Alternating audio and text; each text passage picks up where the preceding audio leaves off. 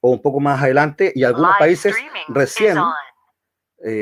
recién algunos países están tomando estas políticas hoy día, recién ahora están legislando, muy atrasados. En cuanto a la pregunta, yo decía que la ciberseguridad es un esfuerzo país. Y como tal, hay muchas organizaciones e instituciones que son los actores principales. Nosotros debemos preguntarnos cómo un país, de hecho, como chileno, nosotros tenemos algunas políticas. Tenemos una política nacional de ciberseguridad que fue implementada a contar del año 2014, desde que se pensó en firmar el convenio de Budapest, y el año 2015 empezó ya a ser vigente. Pero el plan de ciberseguridad, el plan nacional de ciberseguridad, se demoró 2 años en ser ya estructurado, escrito, con una metodología, con una visión, y se empezó a implementar en el año 2017 para un Estado digital. Y este es un plan que tiene y que abarca desde el año 2017 hasta el año 2022. Ahora, si un Estado, si un país tiene una visión de política nacional, ¿ya? Vienen muchos actores a participar. Dentro de ellos está la academia como la base fundamental, ¿ya? La base con la cual se sustenta la estructura de quiénes van a ser los que van a... También está la... No sé por qué aparece este mensaje. Es molesto. ¿Se escucha, cierto? Está molestando muchísimo. Sí, escuchamos perfectamente bien. Ya. No tengas pena, te escuchamos bien. Es que aparece una alarma ahí que me molesta bastante. Y resulta que dentro del siguiente actor también está la empresa. La empresa también es un actor relevante. Ya han hablado algunos panelistas sobre la empresa, sobre el intento de las empresas para sumarse a esta carrera sobre la ciberseguridad. Algunas adoptando normativa existente, ¿ya? O marcos o frameworks, como la ISO 27001, la 27032 y todas las 27000, las normas SAS, NIS, etcétera, etcétera, que están dentro de las normativas que están bajo su conveniencia de aplicación. La banca en sí misma tiene una normativa muy fuerte. La banca en sí misma, por ejemplo, acá en Chile, la normativa de la banca obliga a que la banca tenga una auditoría cada 6 meses. Todos los bancos tienen que tener una plataforma sumamente fuerte y poderosa para enfrentar, y aún así, a veces no dan abasto, ¿ya? Cuando se trata de ataques de zero day o ataques, por ejemplo, de tipo APT, no dan abasto. Sin embargo, hay otras organizaciones que también deben ser partícipes de este plan nacional, que son, por ejemplo, las Fuerzas Armadas y las instituciones de orden público. Las policías son parte basal y son parte fundamental. Ellos son parte del desarrollo, son parte también de la preparación de las personas y de los especialistas que se van a desempeñar en esta área. Y aquí debemos ser súper claros. Súper claro. Como bien decía el ingeniero José Luis Chávez, la ciberdelincuencia no juega, resumiendo lo que él decía. Así que nosotros tampoco debemos jugar, y tenemos una gran problemática. Los ciberdelincuentes, y de hecho, ustedes analizan cuáles son las edades de los hackers, o de los crackers, o de los hijackers, o de aquellos que realizan ataques de cualquier índole, muchas de ellas perjudiciales, rondan entre los 14 y los 25 años. Es decir, para el cibercrimen casi no hay edad, ¿cierto? Y de hecho los ataques APT son de profesionales, hay gente magíster, doctorado, y es crimen organizado. Para el crimen no hay edad, pero para la ciberseguridad hay una problemática. Deben ser titulados de ingeniería, deben tener certificaciones, deben tener años de experiencia, se deben formar. O sea, nosotros debemos formarnos para ser aceptados dentro de esta misma organización o esta misma estructura para generar esta plataforma nacional para integrar todo lo que hay en un esfuerzo país. Pero, ¿qué pasa con los jóvenes? ¿Qué pasa con los estudiantes? ¿Qué pasa con aquellos que no se han logrado titular? ¿Qué pasa con aquellos que tienen el deseo de aprender? Como por ejemplo uno de los mismos expositores acá, que ¿cómo se llama? Don Ricardo Narvaja. Él siendo ascensorista o mantenedor de ascensores, pasa a ser uno de los grandes expertos latinoamericanos de reversi. Él hoy día tiene respeto, se logró hacer una carrera, pero seamos serios, la academia, que debe ser formadora, base y fundamental para la formación, también está atrasada. Aquí en Chile, recién están saliendo los primeros especialistas en ciberseguridad. Recién están creándose las mallas curriculares y de hecho las mallas curriculares ya están atrasadas. No consideran ataques APT, no consideran cripto, no consideran computación cuántica, no consideran inteligencia artificial, ataque y defensa de inteligencia artificial, no la consideran. Entonces, estamos atrasados. Siempre estamos un paso atrás sobre el cibercrimen. Entonces, ¿cómo poder lograr concentrar todo esto? Primero, debe existir un plan nacional de ciberseguridad impulsado por el Estado, impulsado por el gobierno. Él debe ser el impulsor. ¿Por qué? Porque resulta que hay una lógica muy simple y se las voy a explicar en 2 minutos. El Estado, cuando genera esta planificación, obliga en forma implícita a que todos los organismos y todas las instituciones y todas las empresas que le prestan servicio al Estado también empiezan a cumplir las normativas. Y así empiezan hacia abajo, empiezan los requerimientos de personal capacitado.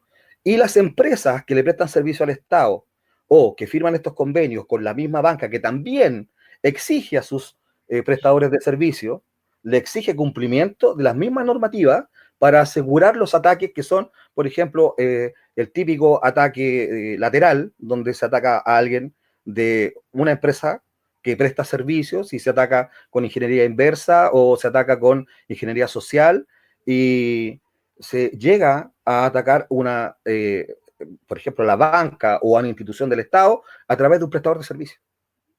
Entonces, de ahí, desde el Estado, cuando el Estado tiene esta planificación, que no es fácil de hacer, porque cada nación tiene su cultura, tiene su cosmovisión. No es lo mismo el delito, por ejemplo, de grooming acá en Chile, porque las penas se califican de acuerdo al criterio de los jueces, de acuerdo a nuestra cultura, a que las que se puedan plantear en otros países de Latinoamérica, e incluso en el Medio Oriente o en Estados Unidos, o en Europa. Cada uno tiene su forma de generar las sanciones. Ahora, el convenio de Budapest, los convenios o las ISO, todos estos frameworks, no son la panacea, no son realmente, es como al hecho de adherir a estas leyes, a estos convenios o al implementar estas normativas, significa que nosotros vamos a estar ya cumpliéndolo todo. No, hay que ser proactivos. ¿Ya? ¿Cómo podemos nosotros, o sea, de hecho, para poder implementar este plan nacional y para que esto funcione realmente, debe haber una motivación país, debe haber una culturización país, debe existir una planificación desde el Estado, tomando en consideración la academia en conjunto, tomando en consideración la defensa nacional, tomando en consideración las policías y su labor, tomando en consideración también a la empresa como ente depositario, o mejor dicho, como parte del financiamiento, porque el Estado no puede pagarlo todo. Las policías no pueden pagar tampoco, no pagarlo todo, sino que generar infraestructura tanto en infraestructura de ciberseguridad, como por ejemplo los CECIRT, por ejemplo, generar un CIEM, ¿ya? Generar ¿cómo se llama? Una SOC nacional, ¿ya? Y una vez que se tiene ese tipo de infraestructura, poder también abarcar al mundo del estudiante, preparar gente, preparar desde la base, por ejemplo, desde las primeras infancias, preparar a los niños Alguno hablaba, por ejemplo, no me acuerdo quién era, el que decía que tenía que existir una cultura proactiva de prevención, donde se le enseñaba al niño. ¿Por qué no enseñarles al niño también programación desde la base? ¿Por qué no también culturizarlo en cuanto a la ciberseguridad? Y partir rescatando gente, bueno, dentro del camino de la vida de un niño, cuando se empieza a formar, hay algunos que demuestran capacidades y otros que simplemente no les gusta y se van a otras áreas. Pero aquellos que demuestran dentro de las primeras infancias pueden ser llevados, pueden ser guiados a tomar un rol fundamental dentro de la preparación, dentro de la academia, tenerle una preparación especial, porque recuerden, estamos a un paso, y estamos a 30.000 millones de dólares de que se implemente la red cuántica. Y díganme ustedes, ¿en qué país latinoamericano se enseña computación cuántica? En ninguna. Aquí en ninguna está tomando dentro de eso la malla, y estamos hablando de los próximos 5 a 10 años. Entonces, hoy día debemos formar a aquellos que van a realizar el trabajo de defendernos en ese tiempo que nosotros vamos a estar obsoletos. Entonces, en cuanto a eso, bueno, para resumir la respuesta, política país, una política nacional de ciberseguridad, nacida desde el Estado, con acompañamiento de todas las instituciones relevantes, sin que esto sea un botín político, porque generalmente la ciberseguridad se toma como un botín, ¿ya? Algunos lo toman como una causa propia, a otros les gusta tomar esto y dejarlo como que si fuese ¿cómo se llama? Un adorno navideño que no se toca. Aquí en Chile la primera ley de delito informático es del año 1998, perdón, 1992. Y esta ley estuvo sin tocarse casi 10 años. Y sin embargo, la necesidad obligó a que esta ley fuese modificada, y hoy día tenemos ya una ley de delito informático que está en proceso, imagínense, en proceso, y esta ley de delito informático es muy potente, ¿ya? Y en cuanto a la segunda pregunta era,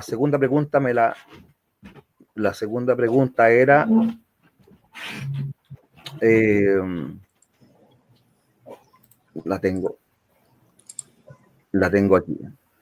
La segunda pregunta es, ¿cuándo es el momento oportuno para que un colaborador o empleado se le pueda brindar una capacitación que incluya políticas de ciberseguridad dentro de una empresa o institución estatal? Bueno, yo creo que esta pregunta es bastante obvia para los que trabajamos en ciberseguridad. Desde el momento que ingresan a la empresa. El primer momento en que ingresan a la empresa, uno no le puede enseñar a alguien después de que suceden las problemáticas, o después de que ha sucedido un evento de ciberseguridad, ¿ya? Se tiene que prevenir, es decir, la persona al momento de ingresar es el momento de capacitarlas, porque después es tarde, ¿ya? Yo creo que eso es bastante simple de responder. No sé si hay alguna pregunta o fue claro. O fui demasiado disperso en realidad, porque la pregunta es muy amplia. No, realmente sí, en efecto, digamos, sí, fue bastante clara. Muchísimas gracias, mi estimado Claudio. Sin duda alguna, sí, todos los puntos abordados nos da un nivel de aprendizaje bien importante. Estamos claros las debilidades, creo que con esto cada vez evidenciamos más las debilidades que tenemos, al menos en Guatemala, y que tenemos que fortalecer. Cómo instruir, me llamó mucho la atención lo que dijiste, y estoy totalmente de acuerdo contigo, que al niño hay que enseñar a programar desde chaval, desde niño, que pueda aprender qué es la ciberseguridad desde niño, que sepa cuáles son las consecuencias de interactuar con la red mundial, y evidentemente tomar y estar claros que la tecnología es un medio. Si no hay leyes y políticas, si no hay normas, definitivamente, por mucho que implementemos en tecnología, en infraestructura, en sistemas de información, si no está reforzado con reglas claras de un negocio relativo a la legislación que luche contra el cibercrimen, sin duda alguna, simple y sencillamente será como la tendencia que tuvo Facebook, como la tendencia que tienen las redes sociales, que la gente compra smartphone por estar en la onda, como se dice, en torno a los jóvenes, y no por explotar todas las otras bondades que que puede incurrir al tener un smartphone, por ejemplo. Así es que muchísimas gracias, Claudio. Se están acumulando varias preguntas de todas las personas que nos están escuchando. Y ahorita quiero pasar con el último panelista. Él es Daniel Quisque, ¿sí? Y mi estimado Daniel, pues bienvenido. Muchísimas gracias por la anuencia de estar por acá. Y también hacerte dos preguntas, Daniel. La primera sería, ¿cuál es el impacto de la evidencia digital en el esclarecimiento y resolución de crímenes cibernéticos y criminalísticos? Y la segunda pregunta es, ¿el rol que un criminólogo juega en la anticipación de hechos delictivos? ¿Cuál es el impacto? ¿Cuál es ese rol? ¿Cuál es el perfil? Si pudieras ampliarnos sobre eso, pues lo apreciaría enormemente. Muchas gracias. Hola, ¿cómo están? Muy buenas tardes. Un placer haber sido convocado. Como dijo Puki, no sé qué hago acá, pero espero compartir mi experiencia y las capacitaciones que tuve y brindarle lo que es a Guatemala nuestros conocimientos. Bien, para partir, como punto de iniciativa de lo solicitado, he tomado como base lo que es el Pacto de Budapest, que como ya se lo dijo anteriormente, nosotros ya somos parte de este pacto desde el año 2017. Se ha trabajado con anterioridad sobre distintas legislaciones que fueron legislando en materia de cibercrimen. Ya lo que es en el año 2008, con la creación de la ley 23.388, se dio un marco más jurídico un poco más potente. Nuestra legislación, lo que es en Argentina, digamos, los delitos están categorizados de acuerdo a su tipo. Entonces, ¿qué vino a hacer esta ley? Vino a subsanar y a modificar o a suprimir cierta articulación de esos delitos y a darle una forma legal, tal cual así como lo exige el Convenio de Budapest. No obstante ello, en un estudio que se viene realizando por parte de lo que son los letrados provinciales que tenemos nosotros, que cuenta nuestra provincia y los magistrados, venimos viendo que este pacto, gracias a la modificación que tuvo nuestra Constitución en el año 1994, de que la normativa que nosotros tenemos aquí, un sistema jurídico que se llama el sistema jurídico de Kelsen, es decir, es una forma de pirámide. La forma de pirámide es decir, la ley que está en su cúspide es la que tiene mayor preponderancia sobre el resto. Entonces, el resto de la legislación debe acomodar, sino contradecirse a la demás. Es decir, que en el 94 los tratados internacionales que adquirieron un rango de carácter constitucional.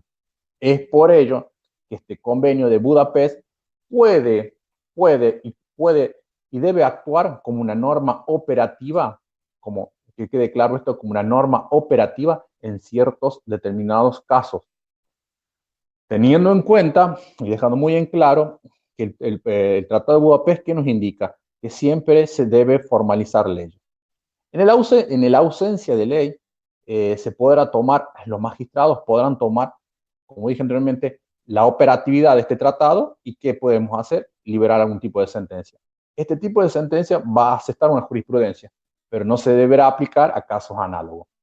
Eso es como a grandes rasgos cómo son los sistemas jurídicos en nuestro país y cómo se fue trabajando en el paso del tiempo. Por eso este Tratado de Budapest, digamos, lo que hizo fue una categorización de delitos, como los delitos que atentan contra la integridad de disponibilidad y confidencialidad de los sistemas, de fraudes informáticos, de distribución y posesión de contenidos ilícitos y delitos contra derechos contra el autor y propiedad intelectual. A estos tipos de delitos en la ley 23.388 se fueron regulando y se fueron acomodando de acuerdo a las temáticas donde correspondía cada uno. Como se dijo y como se viene repitiendo en parte del Congreso, ¿cuál es el objetivo? El objetivo de este pacto fue aplicar políticas comunes. ¿Para qué? Para encaminar la protección de la sociedad en ataques, cuando suframos ataques. Es decir, para que es un delito que sea en Argentina, el mismo delito sea en Guatemala, que sea en Europa o que sea en América del Norte. Es decir, que se hable sobre el mismo tema. Entonces, estaba viendo, estuve estudiando un poco en Guatemala, que es muy nuevo en la incorporación de este tratado, pero vienen con un trámite de hace bastante tiempo. Solamente por ahí la legislación está teniendo un poco digamos, de la lentitud en cuanto a la aprobación. Pero lo importante es que ya son parte de esto, igual que como nosotros como país también tenemos algunas flaquezas en cuanto se sigue trabajando día a día, en cuanto a las modificaciones, por ahí también se vio por ahí va un poco de vacíos legales lo que es el grooming, pero lo que son autoridades, digamos, las autoridades, los legisladores que forman parte del Congreso, están trabajando sobre este determinado tema para empezar a dejar esos vacíos legales, empezarlos a llenar y en base, en decir que es una ley hace del 2008, ya tiene su tiempo, empezarla a acomodar, actualizarle con el transcurso del tiempo. Bien, abocándome de lleno al interrogante que se me hizo, ¿cuál es el impacto de la evidencia digital en cuanto al esclarecimiento y resolución de hechos criminales cibernéticos y criminalísticos? Lo he resumido que de acuerdo a la evolución tecnológica, que ha hecho la evolución tecnológica, esa evidencia debidamente trabajada, como dijo el primer expositor, Marcelo, que se le debe trabajar de una manera adecuada, correcta, con tareas y técnicas científicas para que pueda ser incorporada legítimamente en el proceso. ¿Para qué? Para que el órgano decisor de emitir una sentencia pueda hacer una valoración objetiva en base de esa pericia, de esa prueba que hemos brindado nosotros como peritos al momento de emitir un proceso judicial, una orden judicial sobre una determinada persona que se le hace una acusación penal. No sé si les queda claro o quiere que empecemos a ser más profundos sobre este interrogante. Todo lo que pueda profundizar. Enhorabuena, mi estimado Daniel. Bien, ahí te lo profundizamos a través de las distintas técnicas que nosotros vamos realizando en la valoración desde el inicio, desde el hallazgo, desde ese indicio digital, como lo dijo Marcelo, desde la cadena de custodio, por dónde viene pasando, a cómo se viene realizando hasta que llega a las manos del perito. El perito cuenta con una orden judicial para que haga una extracción o la valoración de ese indicio o de esa evidencia para convertirla en prueba, llevando a cabo y desarrollando todo lo requerido, es decir, todas las técnicas necesarias para que ésta luego pueda ser incorporado de manera legítima en el proceso judicial. Entonces, cuando digamos, el magistrado, el juez, en este caso en la provincia donde yo soy parte, digamos, en la provincia de La Rioja, que la justicia tiene una autonomía, estamos nosotros en un sistema mixto judicial, es decir, que tenemos jueces de proceso, jueces de instrucción, son totalmente distintos, y tenemos la fiscalía, lo que hace la protección de las pruebas y de las víctimas. Bien, entonces, ¿qué se debe hacer? Entonces, al ser mixto, ¿qué es lo que sucede? Va pasando por distintas etapas, entonces alguna de las partes puede presentar para ver si se hicieron las tareas científicas correctas, y nosotros como peritos brindamos. Como por ejemplo podemos brindar en el proceso de una pericia judicial, de un disco de almacenamiento de algún ordenador, digamos, cumplir con todos los procesos, como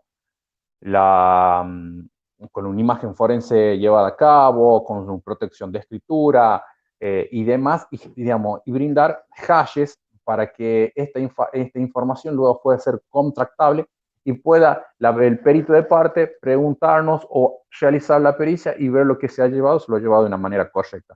Es decir, que a esa evidencia se la trabajó de manera correcta y se la llevó a cabo a una prueba, y esa prueba es totalmente válida para la incorporación de un proceso judicial. Bien, en cuanto a la segunda interrogación que se me hace, ¿cuál es el rol de un criminólogo que juega en la anticipación de hechos directivos, acá de una valoración subjetiva y de carácter personal, y como escuché que hay chicos que estudian criminalística, esto puede ser contradictorio en cuanto a las enseñanzas que se les vienen dando. Porque cuando hablamos de un rol criminólogo, es aquel que estudia del por qué se hizo, de por qué se llevó esa determinada conducta, el estado mental del criminal que lo llevó a realizar ese delito de una manera y no de otra, es decir, el modo de operación de ese delito. Es decir, nosotros desde un punto de vista personal, como dije, subjetivo, y se ha tomado como hincapié desde el lugar donde me presto servicio, lo hemos tratado como es atacar a las personas que son víctimas. ¿A través de qué? Desde la concientización. Es decir, que cuando sean víctimas o sean por ser víctimas de este delito, ya estén preparados. ¿Cómo lo hicimos? A través de la concientización y diversos tipos de charlas y distintos tipos de capacitaciones desde las personas más vulnerables que nosotros, que hemos, digamos, a través de las estadísticas provinciales que hemos visto que son los menores de edad, más que todo son las mujeres y niñas, hemos implementado políticas de acciones, de capacitaciones para no ser vulnerables. En el cuando se empiece o comience a desarrollarse este tipo de delito, como por ejemplo un delito de grooming, entonces estén preparados para no ser víctima y no pase más allá. Muy relacionado con lo que dijo el expositor, el colega de Puki, que se vienen desarrollando distintos tipos de políticas de capacitación para que no se cometan este tipo de delitos, que por ahí se nos hace bastante complicado al momento de la investigación. ¿Por qué? Porque vemos que en este Tratado de Budapest, por ahí lo que se ha lograr entender, de que se ha dejado por ahí lo que son las empresas transnacionales en la regulación de brindar información. Es decir, no se brinda informaciones de contenido. ¿En razón de qué? De que de acuerdo a la legislación, donde tenga bases jurídicas o los ordenadores tengan su base jurídica, cuentan con fuertes leyes o legislaciones de protección de información de carácter personal, que por ahí, en base de esa legislación, se protege y no brindan información que por ahí es crucial en una investigación de carácter criminal, que podemos hablar desde un homicidio, que un contacto se dio a través de una red social o demás. Ese contenido, esa información de contenido es muy difícil que por eso nos lleguen a brindar. Pero con distintas técnicas que vamos desarrollando, o que se crean vínculos con las empresas, como en este caso Facebook, Instagram o demás, se logra tener información de los trazados de IP, del log de conexión y demás, y se puede llegar a hacerse una aproximación una aproximación desde la víctima y el victimario. Ok, excelente. Muchísimas gracias, mi estimado Claudio, de verdad, aprecio enormemente el aporte, Daniel, gracias. Pues bien, tengo algunas preguntas que están siendo exhibidas acá por diversos chicos del área. Y hay una en particular, manda Marvin Adelmo Marroquín Castellanos, es ¿qué tipo de comportamiento puede evidenciar a alguien que comete ciberbullying? ¿Hay algún perfil? Mis estimados, ustedes que han interiorizado esto, ¿identifican algún perfil? ¿Cómo identificar a una persona? ¿Cuál es ese perfil de esta persona que puede ejercer algo? ¿Cuál es su comportamiento? Bien, por ahí cuando hablamos digamos, el perfil o el comportamiento de ciberbullying, digamos, es de bastante de preocupación, porque cuando hablamos ya de ciberbullying, es muy probable que el bullying ya haya sucedido, Entonces ahora este ciberbullying ya ha traspasado. Siempre brindamos nosotros un ejemplo. El bullying anteriormente se desarrollaba, por poner como ejemplo, una aula de un determinado colegio. se desarrollaba dentro de esas 4 paredes y siempre dentro de ese grupo de personas que se desarrollaba ahí. Luego, el ciberbullying, digamos, ese bullying quedaba ahí, en esa cantidad, en esos 20 o 14 o 15 alumnos que se encontraban presentes. Pero con este ciberbullying ha pasado la frontera, porque ya este ciberbullying ya son parte, ya tienen conocimiento todas las personas que forman parte de la red. Es decir, si este ciberbullying se desarrolla a través de un meme, es decir, que ya toman conocimiento no tan solo las personas que están parte de esa aula, sino aquellos que comparten una red. Es decir, los miembros de digamos, todos mis amigos que puedo tener yo en una red. Amigos de mi escuela de fútbol, mi amigo de gimnasio y demás. Entonces, ha traspasado, es más, lo vemos como más dañino y más invasivo.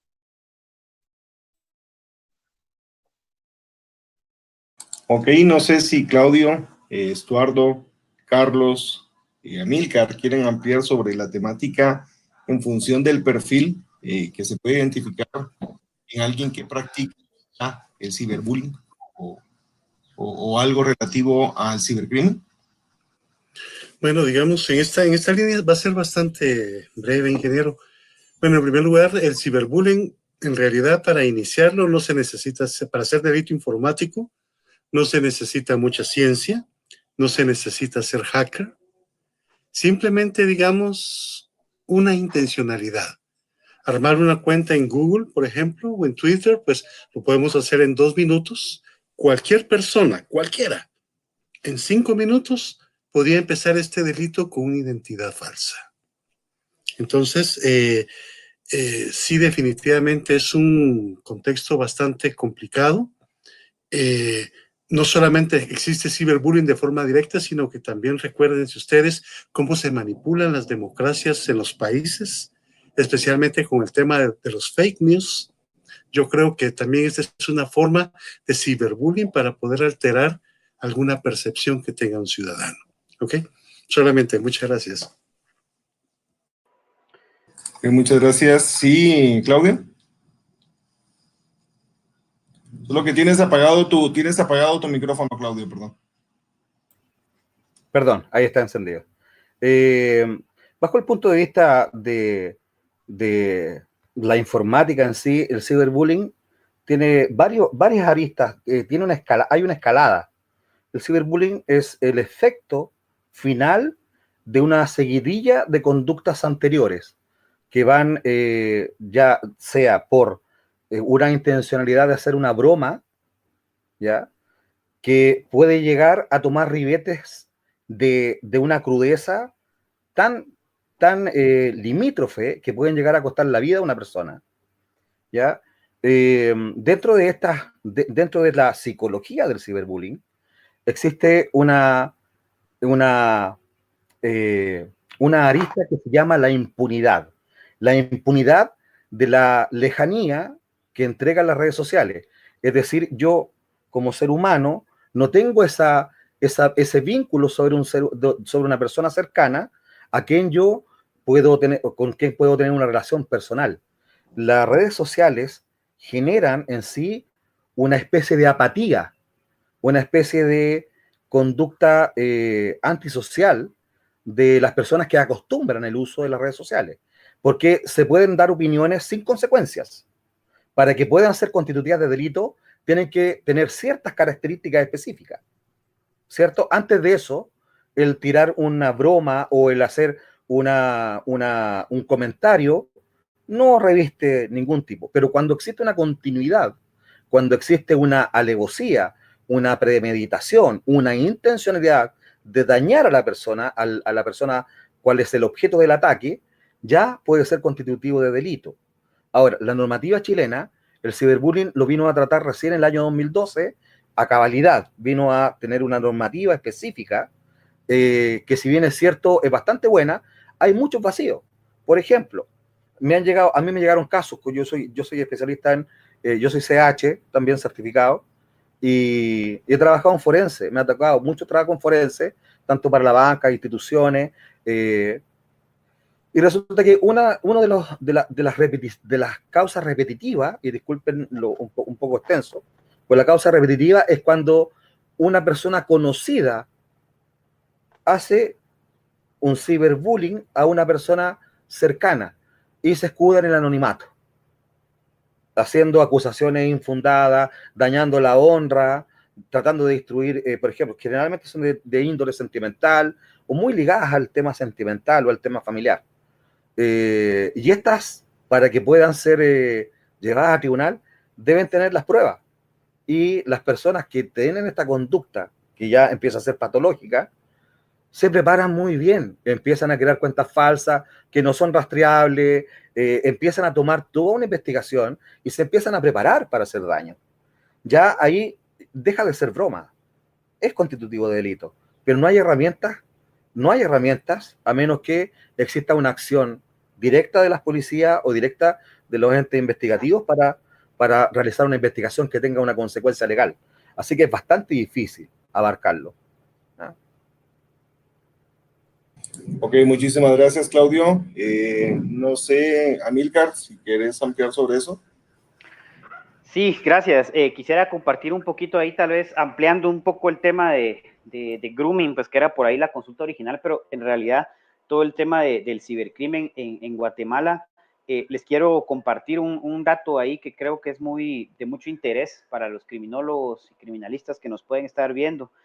Acá en Guatemala existe un grupo de psicólogos que ya ha hecho desde hace más de 5 años un poquito de investigación en cuanto a el uso y el comportamiento de los niños y jóvenes con las redes sociales en Guatemala. Entonces tienen estadísticas bien interesantes.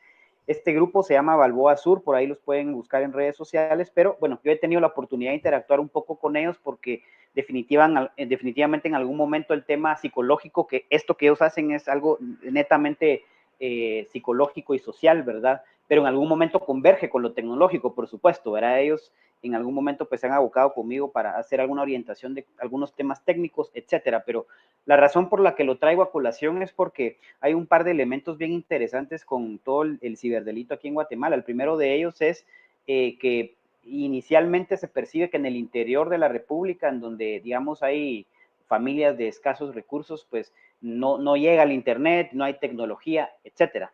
Esto no es para nada cierto, ¿verdad? Porque cuando nosotros vamos a ver, pues, estos hogares, es bien curioso porque hay un par de elementos que nunca faltan, ¿verdad? El primero de ellos es la bebida cola para la hora del almuerzo, ¿verdad? Y otras cositas que uno logra ver, como por ejemplo, pues tienen una vivienda pues de escasos recursos, pero tienen dispositivos electrónicos, que es cierto, hoy en día también ya son bastante fáciles de adquirir, ya no son extremadamente caros, pero a lo que voy es lo siguiente, en estas áreas, usualmente hay familias monoparentales. ¿Qué significa esto? Hay una mamá soltera que tiene, por ejemplo, 5 hijos, ¿verdad? La mamá sale a trabajar, los hijos se quedan, o estudian y se quedan bajo el cargo de la abuela, por ejemplo. La abuela no sabe leer, mucho menos sabe de Facebook, de Twitter, de Instagram, de TikTok, y mucho menos sabe qué es pasar el pack, que me imagino toda la audiencia que nos está viendo sí sabe qué es pasar el pack, ¿verdad? Pero entonces, el tema es, lo que han encontrado en estos estudios es que no existe la orientación desde casa con los jóvenes y con los niños, de la misma forma en que le podemos orientar a un niño que el consumo de drogas es algo ilegal y pues que es malo, ¿verdad? Porque conocemos por lo menos las drogas más comunes, podemos hablar del tema con nuestros hijos, pero en el tema de las redes sociales, los padres usualmente, o los maestros usualmente, no saben absolutamente nada, o creen que por tener Facebook ya lo saben todo, pero hoy en día los Facebook no me dejarán mentir todos ustedes, ya está hecho para nosotros los viejos, ¿verdad? Ya los jóvenes de las nuevas generaciones, Facebook es lo que usan para que sus padres crean que los tienen como amigos y los pueden monitorear, pero en realidad ellos ya usan Instagram, TikTok, Secret, todo eso, y los padres no saben ni cómo se usa, ¿verdad? A menos que haya padres un poquito modernos, ¿verdad? Que tampoco faltan los clásicos padres que se toman la selfie, o las señoras que se toman la selfie con una minifalda y con una cita bíblica también, que lo digo siempre porque tengo muchísimos contactos en mi Facebook que hacen eso, y yo solo digo, no puede ser si son mayores de edad, ¿verdad? Pero bueno, ese es otro tema. El punto es que la educación es un factor muy importante, y creo que caemos aquí en el tema preventivo, que ya todos los que hablaron ahorita es al final es un tema preventivo, y no me dejarán mentir que el tema de culturización es sumamente complicado, complejo. Yo puedo hablar por eso a nivel empresarial, porque lo veo en las empresas, lo mucho que invierten en concientizar a sus usuarios, y es un esfuerzo constante. Se gastan muchos recursos tecnológicos, económicos y humanos para que el usuario no le dé clic a ese vínculo que no pudo ser detectado por el firewall más caro, ¿verdad? O por el antivirus más caro, y al final del día le llega al usuario, ¿verdad? Entonces, por un lado quiero puntualizar ese pues, estudio de alguna forma, que sepamos que pues esto sí es, ese tipo de delitos al final son delitos que ya existen, solo que ahora pues utilizan la tecnología como un medio, es decir, el cyberbullying, el término usual es el bullying, ¿verdad? Ya existía, solo que ahora es a través de un medio electrónico. Existen las drogas auditivas también, ¿verdad? Escuchar ciertos tonos de audios que nos hacen sentir cierto efecto como si estuviésemos consumiendo cocaína, marihuana, etcétera. Existe la pornovenganza, el sexting, y bueno, derivado de este acercamiento que he tenido yo con estos colegas, amigos, psicólogos, que de hecho también hemos tenido la oportunidad por ahí de educar un poquito a ciertas fuerzas del Ministerio Público y de la Policía Nacional Civil, porque también ellos tienen que aprender cuáles son las nuevas tecnologías, ¿no? Hemos visto lamentablemente algunos casos muy extremos que nos llevan hasta la trata de personas, ¿verdad? Y a veces uno piensa que esto solo pasa en Rusia, en Estados Unidos y en China, pero lamentablemente está pasando mucho en nuestra región, y Guatemala no es la excepción. Somos de los principales generadores y distribuidores de pornografía de menores, ¿verdad? Eso es una triste realidad, y es lo que principalmente hoy, pues las entidades que, como el Ministerio Público, la Policía y el INASIF, que ya tienen algunas unidades de cibercrimen dentro de estas instituciones, el principal delito que ellos persiguen son pues todos aquellos delitos que atentan contra los menores en términos sexuales. Ellos no nos van a poder resolver un caso de, por ejemplo, sufrí un ataque de denegación de servicios, sufrí un hackeo a mi wireless y yo lo voy a denunciar como un ciudadano o como una empresa. O sea, simplemente ellos no tienen, y creo que, espero equivocarme, pero estamos a años luz a que algo así suceda en Guatemala, pero eso no quita que nosotros como ciudadanos o empresarios tengamos la responsabilidad de reportar los incidentes, porque al final del día esto registra estadísticas. Entonces yo no debo de dejar de reportar un incidente solo porque yo ya sé que no me van a hacer la investigación o no me van a resolver el crimen como en las películas, ¿verdad? Pero sí tenemos que ser responsables en ese sentido, y eso sí lo he podido ver yo desde las dos perspectivas, digamos, menores de edad que han sido víctimas de algún tipo de sextorsión, y se les da pues el acompañamiento, ¿verdad? ¿Qué es lo que pasa con estas personas? Los padres, por supuesto, siempre quieren que se encuentre al culpable, que se lleve tras las rejas. De hecho, yo he tenido solicitudes donde me dicen, mira, Milka, yo te pago lo que sea, pero rastrea al infeliz que hizo esto y lo quiero llevar tras las rejas. Entonces, ahí es donde entramos a explicarles que lamentablemente hacer uno de estos actos ilícitos es muy fácil, pero llegar a hacer pues, el rastreo de ellos, pues obviamente se tiene que involucrar las entidades legales pertinentes, y no podemos hacer un hackeo, por supuesto, porque es ilegal. Entonces yo siempre les digo, mira, aquí lo que te toca es hacer la denuncia. De repente, si es un tema muy sensible que involucra material pornográfico, pues probablemente por ahí sí tenga cierta presión, ¿verdad? O cierta ayuda para poder hacer que el caso camine, pero de lo contrario se tiene que abordar desde una perspectiva psicológica preventiva, es decir, ellos tienen que aprender a vivir con lo que sucedió, ¿verdad? Porque todos los días, de hecho, vemos en las noticias que artistas famosos son hackeados, ¿verdad? Sus teléfonos son vulnerados, sacan fotografías, etcétera, y nunca nos enteramos que al día siguiente o N meses después capturen a los cibercriminales. Y eso que son personas que son conocidas, tienen mucho dinero. Entonces, como yo les digo a todos, si vos sos Juanito Pérez, lamentablemente todavía estamos un poquito verdes en todo el tema del esfuerzo legal y etcétera que hay en el país. Entonces, un pequeño granito de arena ahí para el tema. Ok, muchísimas gracias, Amílcar. Sí, y en efecto, mucho de lo que platicaste va enfocado en la siguiente pregunta, y es que en efecto, digamos que nos quedamos, digamos, con el tema de que Facebook es a través de donde puedo monitorear a mi hijo, a los niños, pero obviamente hoy en día existen más herramientas que están utilizando los chicos para exponerse. Entonces, mencionamos Twitter, mencionamos ahora TikTok, que es una tendencia. ¿Qué otras herramientas se han identificado como donde se puede identificar una vulnerabilidad, donde el chico puede exponerse o los niños o las personas podamos exponernos? No sé si pudiéramos empezar con Daniel, por ejemplo, en tu país, ¿qué otras herramientas o qué casos se puedan identificar como críticos y que en Latinoamérica estemos muy a la expectativa de no caer en esas trampas que se ejecutan a través del cibercrimen?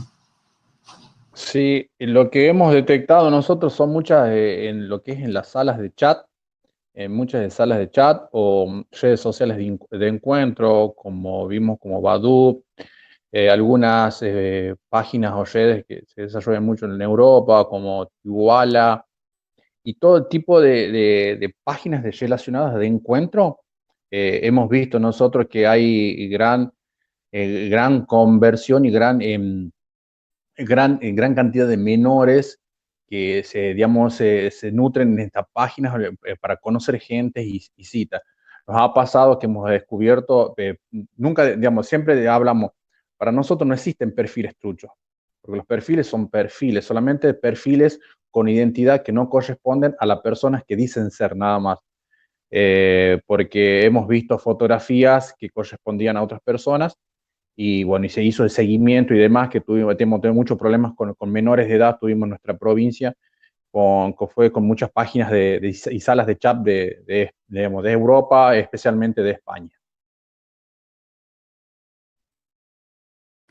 Ok, muchísimas gracias. Claudio. Sí, miren, no sé si ustedes en Guatemala están presentando la última oferta de la tecnología más avanzada de iPhone, donde aparece la niña que dice, yo ahora tengo todo dentro de mi teléfono, tengo a mi familia, yo estoy al día, soy moderna, se registra todo donde yo voy, todos los pasos que doy, la música que escucho, lo que escuchan mis amigos, lo que escucha mi familia, cuando me encontré con mi madre, si fui al colegio. Para nosotros, que trabajamos en este mundo de la ciberseguridad, nosotros, esto es alarmante.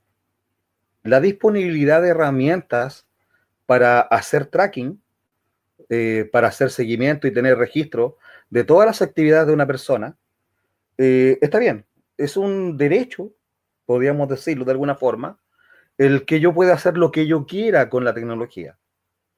Pero muchas veces en las mismas empresas nos entregan herramientas que para el cibercrimen son nuevos vectores para buscar vulnerabilidades, nuevas herramientas a las que hincarle dinero, esfuerzos para poder encontrar material para acoso, material para subir por ejemplo, material pornográfico. Los que trabajan en ciberseguridad y cibercrimen saben que las redes sociales son la principal nutridora de material pornográfico y no necesariamente de alto contenido sexual.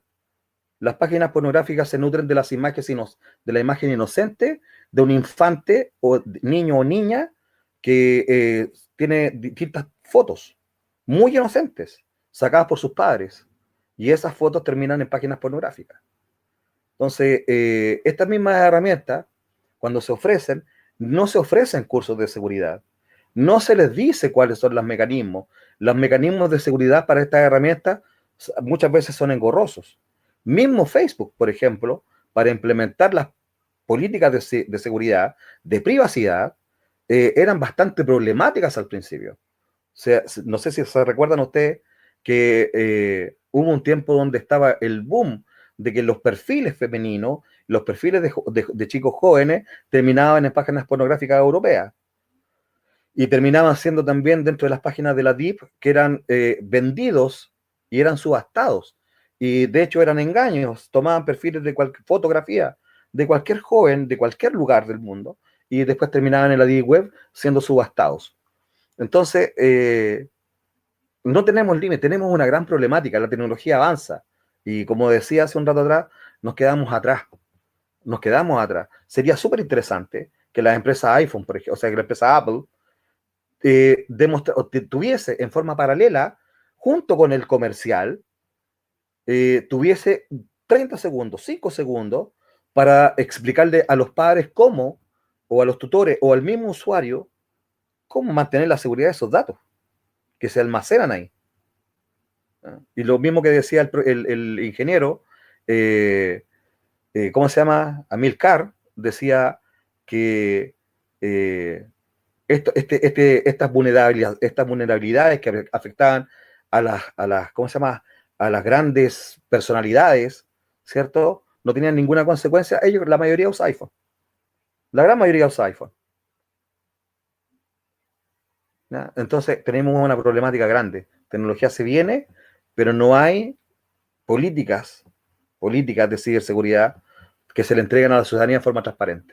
Es falta también de prevención y falta también de proactividad de las mismas empresas prestadoras de servicios. ¿No? Ahí también hay un doble juego. Okay. Muchas gracias, Claudio. Doctor Estuardo, no sé si querrás comentar algo. Bueno, digamos, en esta parte, yo quisiera insistir un poco también en la parte cultural. Muchas veces, digamos, por lo menos la parte de Centroamérica maneja tasas casi del 78-82% de piratería. Y esta parte, digamos, el hecho de no tener software, llamémosle así, licenciado, pues prácticamente incide en la parte de muchas vulnerabilidades. Bueno, ustedes son expertos en la parte del ransomware, de WannaCry, por ejemplo, Petya, que estuvo atacando la parte de sistemas Windows. Entonces, el hecho de poder también, esta parte cultural, de no tener, digamos, o infravalorar la parte de la información, o simplemente el hecho de estar instalando algún tipo de componentes, te digo, yo creo que es una parte como cultural también que está afectando y puede mellar, digamos, la parte de tener integridad en las familias, en la vulnerabilidad, con la parte de los patojos que decimos aquí en el país. Yo creo que esta parte de lo que mencionaba Amilcar, de insistir en la parte de cultura, inclusive desde pequeños, juega un papel importante lo de incorporar, por ejemplo, en la currícula nacional base muchos componentes de temas de prevención. Aquí el país, por ejemplo, Guatemala tiene una política y una estrategia de prevención contra la violencia. Tenemos como pendiente el incorporar estos elementos, pero sí, digamos, a nivel de este asunto, yo lo miro, adhiero a lo que han mencionado aquí mis colegas, esta parte de cultura que tenemos aquí en el país sobre lamentablemente esta parte de piratería que afecta completamente en nuestra área y vulnera en este caso como software, pone en riesgo, digamos, la parte de la privacidad de la gente. ¿Ok? Gracias. Sí. Muchísimas gracias. Perdón.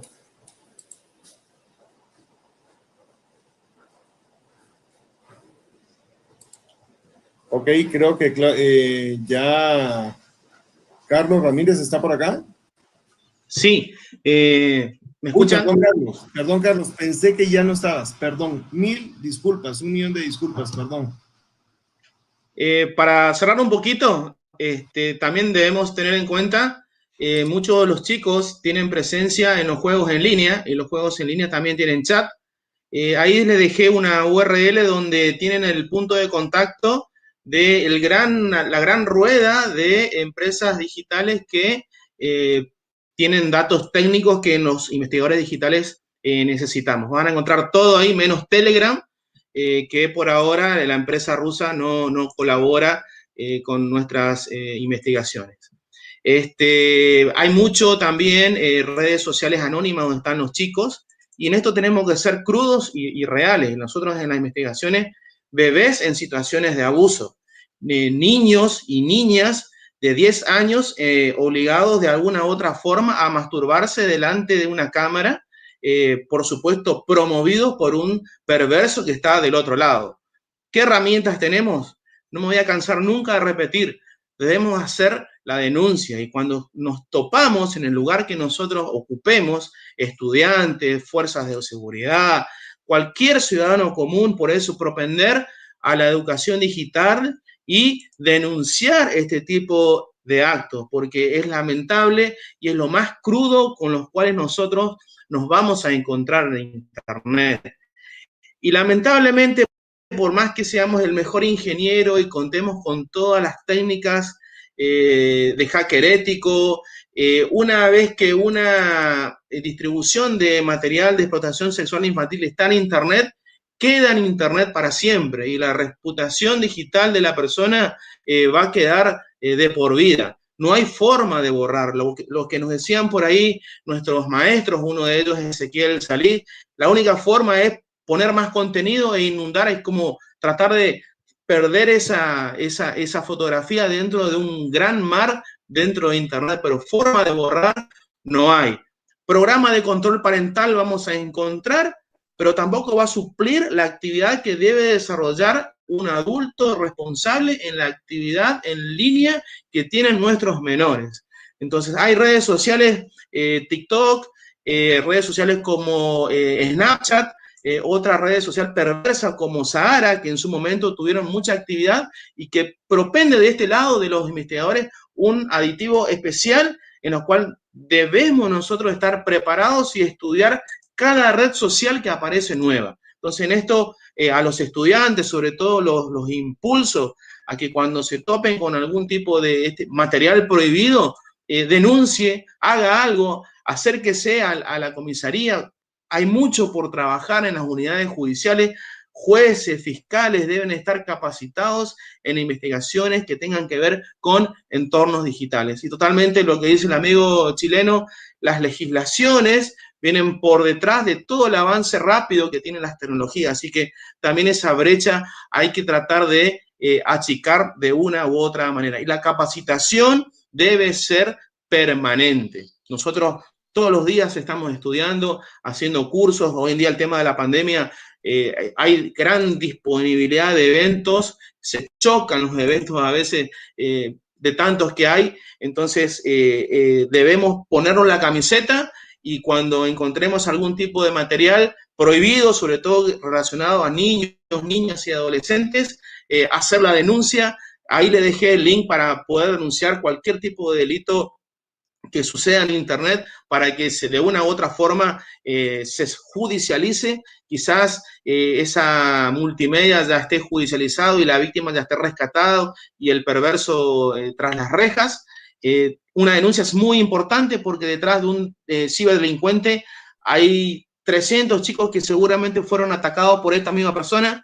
Es posible rastrearlo porque dentro de su conexión tiene una conducta repetitiva en el tiempo y la enfermedad de estas personas hace también que tengamos los investigadores la chance de poder meterlos en la cárcel, secuestrarle todos los dispositivos, realizar el trabajo forense como corresponda y hacer de nuestra Internet un poquito más seguro, más sano, sobre todo protegiendo a nuestros niños, niñas y adolescentes. Y en esto nosotros como ente judicial y policial vamos a todas las escuelas a dar charlas de seguridad informática y hablamos de estos temas con los chicos, involucramos a los docentes, a los padres, para que cuando a un niño confiesa que le está pasando algo en Internet, se pueda judicializar y caer a estos perversos que están sueltos por la red.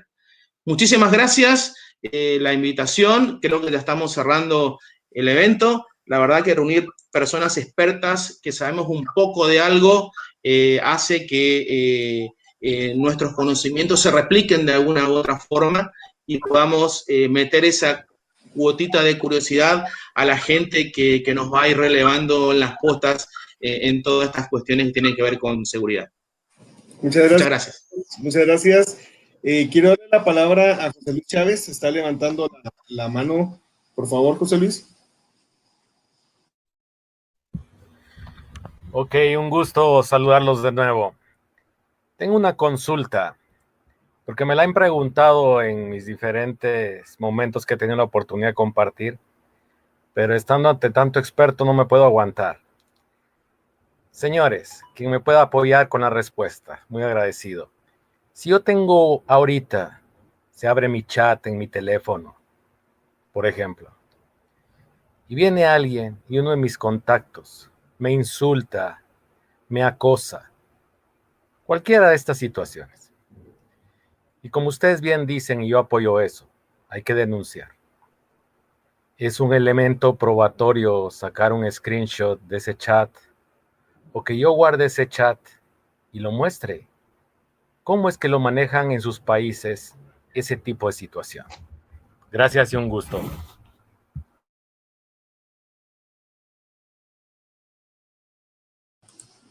Ok, no sé si alguien quiere iniciar. Ok, por favor, Claudio. Es bastante buena la pregunta del ingeniero. Resulta que en la legislación chilena un pantallazo no es constitutivo, o mejor dicho, no es una demostración de un delito, ¿ya? Tampoco se puede utilizar como medio de prueba, a menos que exista un peritaje y se compruebe de que el elemento es verídico, ¿ya? ¿Por qué? Porque el pantallazo se puede también photoshopear. Entonces tiene que existir una, se tiene que seguir todo el procedimiento que se sigue con un medio probatorio, es decir, cadena custodia, se tiene que hacer todo el análisis forense pertinente. Entonces, un pantallazo no es significativamente, o sea, mejor dicho, no es constitutivo de medio de prueba, por lo menos en Chile. Pero sí el elemento donde se tomó el pantallazo para poder comprobar si acaso ese pantallazo puede ser utilizado como medio probatorio, ¿ya? Acá en Chile es así, ¿no? Ok. Gracias, Claudio. No sé si alguien más quiere ampliar. Bien, lo que es respecto a nuestra provincia acá en La Rioja, nuestra justicia local, nuestros magistrados, también toman el mismo criterio que lo que dice el hermano chileno. Y también la otra opción que tienen es a través de una actuación notarial con la validación de a través de un escribano debidamente inscripto, se puede hacer de esa manera. Ok, muchísimas gracias. ¿Alguien más, chicos? Sí, totalmente. El fake WhatsApp, sobre todo, puede generar un diálogo falso. Un screenshot debe estar acreditado. Nosotros aquí con los notarios o los escribanos debe tener la presencia también de un perito informático forense que colecte la prueba en función a un marco legal. Los peritos pueden actuar juntamente con el escribano haciendo una preconstitución de prueba o actuar los peritos de oficio o los peritos que están dentro de organismos de las fuerzas. Pero por supuesto que debe preservar todas las garantías de la colección de esos pulsos electrónicos de evidencia digital, utilizando software o artefactos forenses y la firma digital, el hash, para poder acreditar la situación. Una simple captura de pantalla, como una impresión de un correo electrónico, no es una mera prueba para ser incorporada dentro de un proceso legal y, por supuesto, puede ser en juicio una prueba netamente inválida. Ok, muchísimas gracias, mi estimado Carlos. No sé, José Luis, si querés ampliar algo más o... No, agradezco mucho las respuestas. Creo que haciendo comentarios de casos específicos puede ejemplificar a la audiencia cuál es la realidad, qué es lo que significa cada cosa, ¿no? Muchas veces somos tímidos y nos cuesta exponer nuestras ideas, pero ese intercambio es valioso y bueno, muy agradecido por sus comentarios, muy amables. Ok, bueno, pues mis estimados, no queda más que agradecerles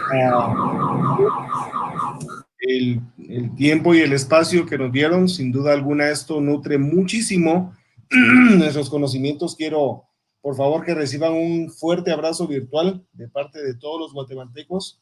De verdad estamos muy, muy agradecidos por todos sus aportes, especialmente los estudiantes de la Universidad Mariano Gálvez de Guatemala.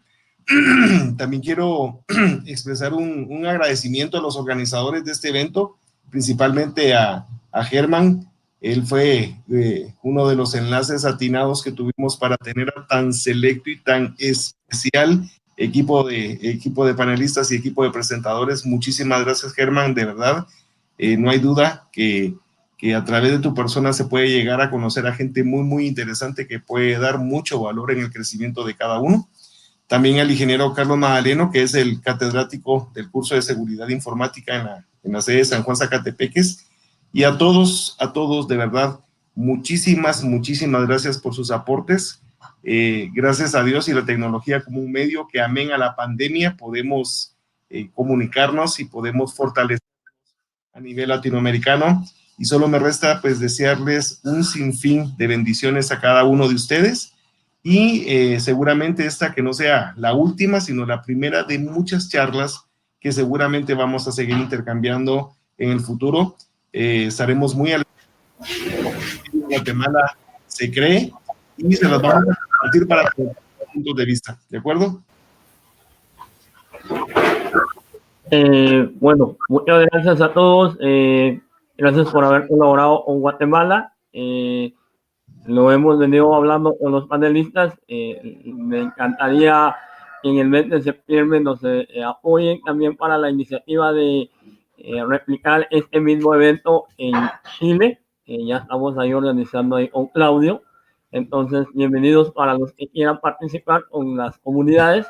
Se va a estar replicando también en Perú, en Argentina, precisamente a través de los delegados que tenemos allá ya en charlas. Ya tenemos el panel allá. Así que muchas gracias en nombre de la universidad, en nombre de mi familia, porque ustedes han motivado esto se amplíe y la parte más importante es que ustedes han aportado conocimientos muy importantes.